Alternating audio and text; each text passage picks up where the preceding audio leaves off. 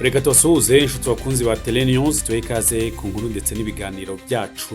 Uyu munsi tugiye kugaruka ku kibazo cya Repubulika Demokarasi ya Congo ndetse n'igihugu cy'u Burundi, aho mu mujyi wa Uvira hariya muri Congo amaze iminsi ingabo z'igihugu cy'u Burundi. Izi ngabo zari zaraje gufasha Antoine Felix Tshisekedi muri Repubulika ya Demokarasi ya Congo, zaraje gutera ingabo mu bitugu igisirikare cya Congo FARDC. Kuri ubu ngubu nyuma yaho umutwe wa AFCM mu 23 ufashe ibice birimo Goma, ugafata umujyi wa Bukavu ndetse bikamara igihe bivugwa ko hari ingabo zimwe zirimo Wazalendo, abamayimayi n'igisirikari n'ingabo z'igisirikare cy'u Burundi ziri mu mujyi wa Uvira.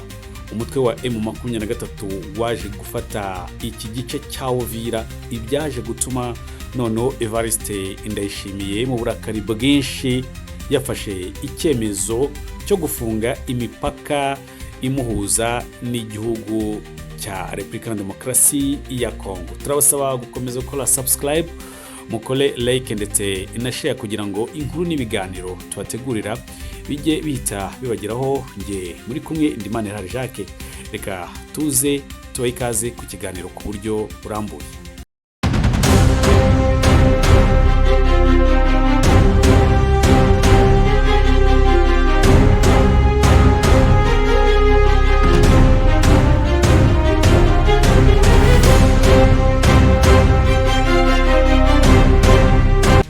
Reka twongere tubasuhuze, tubahe ikaze inshuti bakunzi ba Telenews, tubahe ikaze ku makuru yacu, amakuru aba yiriwe avugwa hirya no hino ku isi, ariko cyane cyane mu karere. Twakunze kugaruka ku ntambara nyinshi muri Repubulika Demokarasi ya Congo, aho umutwe wa AFCM 23 uhanganye n'ubutegetsi bwa Antoine Felix Tshisekedi. Ubu rero noneho bisa nkaho biri gufata indi ntambwe cyangwa se hariko impinduka nyuma yaho umutwe wa M23 ufashe umujyi wa Goma ndetse n'umujyi wa Bukavu. Aba rero baharwaniye n'ingabo z'u Burundi. Bisa nkaho igisirikare cy'u Burundi n'umutwe wa M23 batarebana neza, barebana ayingwe, cyane cyane bishingiye ku kuba hari abasirikari benshi b'igihugu cy'u Burundi baguye muri uru rugamba ubwo barwanaga n'umutwe wa M23. Aha rero Evariste Ndayishimiye yakomeje gushinja ndetse afatanije na Antoine Felix Tshisekedi, ashinja u Rwanda ko ari rwo ruri inyuma y'ibi byose. U Rwanda ari rwo rufasha umutwe wa M23. Ni ibintu igihugu cy'u Rwanda cyakomeje guhakana, kirabihakana, kivuga ko nta hantu gihuriye n'abakongomani baharanira uburenganzira bwabo, cyane cyane muri Repubulika Demokarasi ya Congo. Uku kwikanga rero ko kuba igihugu cy'u Burundi cyaremeye kujya gufatanya na FARDC, igisirikari cya Repubulika Demokarasi ya Congo gisanzwe kizwiho ko gikorana n'umutwe wa FDLR, umutwe wagize uruhare muri jenoside yakorewe abatutsi mu 1994. Iyi mitwe uyu mutwe wa FDLR uri kugira uruhare mu guhungabanya umutekano muri Repubulika Demokarasi ya Congo. Ni umutwe abagize M23 barwanya. Muri uku kurwanya rero byagiye byitirwa ko u Rwanda ari rwo ruri inyuma y'ibibazo byose biri muri Repubulika Demokarasi ya Congo. Uburundi rero bwaje kuba noneho bwemera cyangwa se butanga abasirikari, buza gutanga abasirikari ku masezerano ya Antoine Felix Tshisekedi. N'amasezerano ndetse byavugwaga ko u Burundi, perezida w'igihugu cy'u Burundi, buri musirikari umwe w'umurundi wari wagiye ku rugamba yari yemerewe amadolari 500, ariko biza kurangira badahawe nagera ku madolari 200 ku kwezi. Andi yose bivugwa ko yagiye mu mufuka wa perezida Evariste Ndayishimiye agera kuri miliyoni 2 z'idolari. Ibi bintu byaje guteza ikibazo, biza gutuma bamwe mu basirikari b'abarundi banga kurwana, cyane cyane ko babonaga nta n'ikintu na kimwe barwanira icyo gihe bamwe buriye amamodoka, amakamyo ya gisirikari basubira mu Burundi, biza kwitwa ko bakoze icyaha cy'ubugambanyi, ndetse bamwe baza no gufungwa bazizwa ko banze kurwanira Repubulika ya Demokarasi ya Kongo. Haza kuba rero nanone umwuka utari mwiza, ibintu bitagaragaye cyane cyangwa se bitanavuzwe cyane hagati ya Antoine Felix Tshisekedi, ubwo hatangiraga kubata amafaranga naguhaye kugira ngo umfashe kurwanya umutwe wa M23, umfashe kurwanya igisirikare cy'u Rwanda RDF, na cyane cyane ko icyo gihe cyashinjwaga ibibera muri Repubulika ya Demokarasi ya Kongo. Ibi byose rero byaje gutuma noneho uyu nguyu Evariste Ndayishimiye aza kuvuga ko nyuma yo kuri urwitwazo yaje kuvuga ko u Rwanda n'ubundi rushaka gutera inkunga umutwe wa Red Tabara. Ni umutwe urwanya igisirikare cyangwa se urwanya leta y'u Burundi. Icyo gihe Evariste Ndayishimiye yashinjije leta y'u Rwanda gufasha abagize umutwe wa Red Tabara, nyamara uyu mutwe uri ku butaka bwa Repubulika ya Demokarasi ya Kongo. Evariste yavugaga ko benshi mu bagize uyu mutwe bitoreza hano mu Rwanda, abandi ari impunzi z'abarundi zahungiye mu Rwanda. Mu mwaka wa 2015 ababizi neza, ubwo aya makimbirane hagati y'u Rwanda n'u Burundi bisa nkaho ari cyo gihe yatangiriye, ibintu bikomeza kugenda bitamera neza, na cyane cyane ko icyo gihe hari abashinjwe gushaka gukora kudeta mu gihugu cy'u Burundi. Iyi kudeta perezida Nkurunziza arakiriho ataritaba Imana, biza kuvuga ko abayizemo uruhare bose bahungiye ku butaka bw'u Rwanda. Urwangano rero hagati y'u Burundi n'u Rwanda rwaje guturuka aho ngaho. Ngira ngo ejo bundi mu mwaka wa 2023 u Burundi bwagize gutya bufunga imipaka yose ibuhuza n'u Rwanda kubera icyo rwikangaga, bushinja u Rwanda kuba rushyigikiye abashaka guhirika ubutegetsi bw'igihugu cy'u Burundi, ndetse ubukungu bw'igihugu cy'u Burundi. Abarundi bakomeje kubaho nabi, bicwa n'inzara, baratakamba, ariko Evariste Ndayishimiye arabamba, yanga kurekura, yanga gufungura imipaka. Ejo bundi umutwe wa M23 rero ugafataga umujyi wa Goma, ugafata n'umujyi wa Bukavu mu bice bya Zawarikare. Inumbero kwari ugukomeza bajya muri uyu mujyi wa Uvira uhana imbibi n'igihugu cy'u Burundi. Hanga niho yakanditse abasirikari benshi b'igihugu cy'u Burundi bari bamaze gutsindwa muri ibyo bice twababwiye, birimo Goma, birimo Bukavu, birimo Zawarikare, baje gukomereza ahangaha mu mujyi wa Uvira. Uyu mujyi wa Uvira rero ni imwe mu nzira Evariste Ndayishimiye yatangiye kugira ubwoba no gutinya umutwe wa M23, avuga ko abagize M23, avuga ko u Rwanda ndetse abanganga ngo bashobora gufasha umutwe wa Red Tabara noneho kwinjira i Burundi, mu gihugu cy'u Burundi, bakajya gukuraho ubutegetsi bwa Evariste Ndayishimiye. Icyemezo rero cyaje kuba gifatwa nuko mu minsi ishize nibwo byatangiye kuba ko imipaka ishobora gufungwa.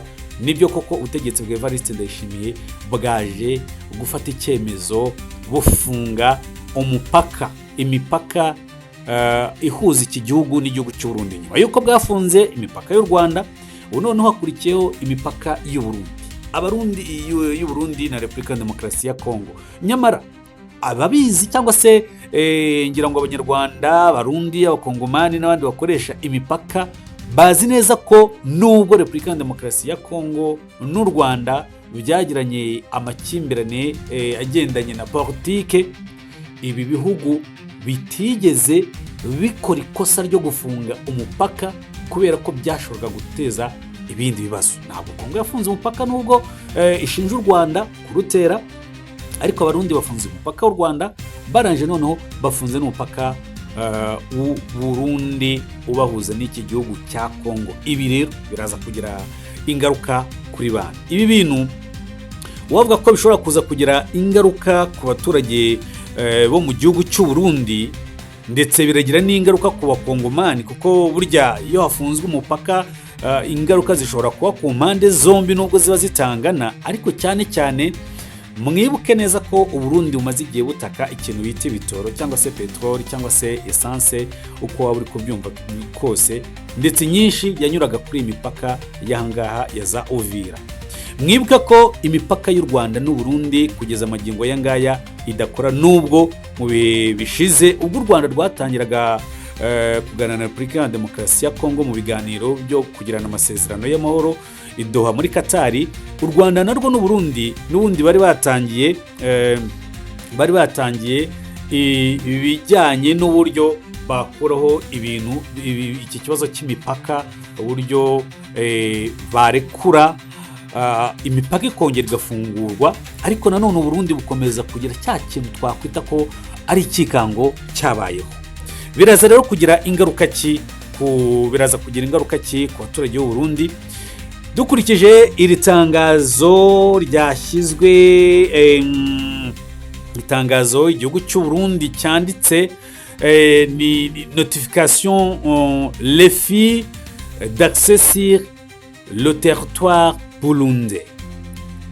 En vertu de l'article 5 du décret loi numéro 1/25 du 25 novembre 2021 portant l'agrément de migration au Burundi, sont refusés d'entrer au Burundi. Les nommés aba n'abantu bavugwa ko bakoreye ingendo muri Repubulika ya Demokarasi ya Kongo. Abenshi muri aba ngaba ni abatwara amakamyo atwaye imizigo, ariko bikavuga ko ibyangombwa pasiporo bafite zabo zirimo ibirangantego bya M23, bityo kuba Evariste Ndayishimiye akorana n'igihugu cy'u Burundi akavuga ko atakwizera neza umutekano, abenshi muri aba ngaba ngo ari abatasi. Yewe harimo abakongomani n'abarundi ubwabo bakoresheje uyu mupaka, birasa nkaho n'ubundi ikibazo nabo gisa nkaho cyabagwiririye.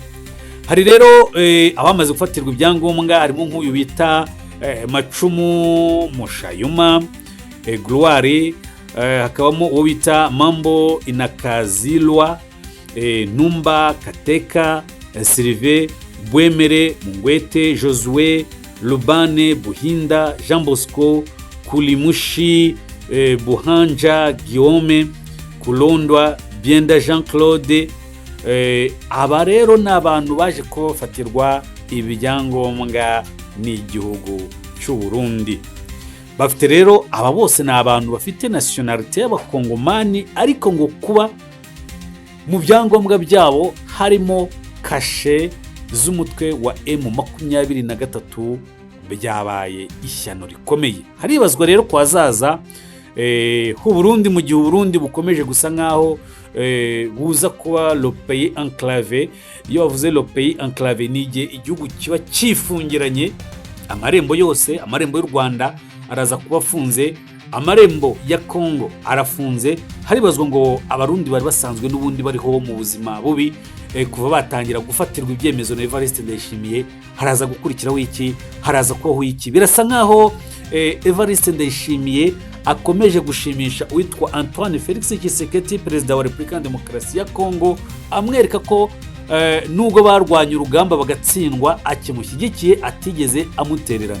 Birasa kandi nanone nko kugaragaza ko n'ubundi ibice twabonye mu Ventura atangiye gushyiramo n'ibikorwa ishyiraho abayobozi, birasa nkaho igihugu cy'u Burundi n'ubundi kuzumvikana n'umutwe wa M23 bafata nk'inshuti y'u Rwanda ari ikintu kikigoye. Kandi birasa nanone nkaho igihugu cy'u Burundi kwa cyakumvikana n'u Rwanda mu gihe cyose noneho byayobeye ku mirari. M23 yamaze gufata umujyi wa Uvira, aho ifashe kandi iraza gushyiraho ubuyobozi kandi ikoresha n'ibyangombwa byawo. Abarundi bakoreshaga uriya mupaka, na cyane cyane ko mu bantu M23 izi ko banayirwanije bakanayibabaza ku buryo bukomeye ni igisirikare cy'u Burundi, kurenza na ba bandi bo muri SADC twavugaga, muri Sami DRC, ingabo zo muri Tanzania, ingabo zo muri Malawi, ingabo za South Africa, mbese zirangabo zose, ndetse hamwe n'abacanshuro aba bose ingabo z'u Burundi nizo ngabo zarwanya urugamba, hapfuye benshi, abandi barataha, abandi bafatwa amateka, ngira ngo amavideo abyerekana mu makuru yacu mu bihe byashize, ibyo byose twagiye tubibereka. Ubu rero hari kwibazwa ngo niki kiza kuba gikurikiraho. Ese Evariste Ndayishimiye araza kwemera abaturage be bakomeze bicwe n'inzara? Ese Evariste Ndayishimiye mu gihe ibiganiro by'amahoro hagati y'u Rwanda na Repubulika ya Demokarasi ya Kongo bigenda bifata indi ntera, bigizwemo uruhare n'igihugu cya Qatar ndetse na Leta Zunze Ubumwe za Amerika, u Rwanda na Repubulika ya Demokarasi ya Kongo bamaze kuba basinyana amasezerano y'ibanze, ndetse buri gihugu kiza kuba cyohereza ibyifuzo byabo muri Leta Zunze Ubumwe za Amerika. Muri uku kwa gatandatu Perezida Paul Kagame ndetse na Perezida Antoine Felix Tshisekedi wa Repubulika ya Demokarasi ya Kongo bazahurira Washington DC muri Leta Zunze Ubumwe za Amerika, muri White House imbere ya Donald Trump, kugira ngo hashyirweho amasezerano. Ni amasezerano rero nayo akubiyemo iki? Aya masezerano nayo hagati y'u Rwanda na Repubulika ya Demokarasi ya Kongo, iki gihugu cyagiye gishinja ko Kongo ishinja u Rwanda gufasha umutwe wa M23, M23. U Rwanda narwo rugashinja Repubulika ya Demokarasi ya Kongo gukorana n'umutwe wa FDLR wakoze jenoside hano mu Rwanda.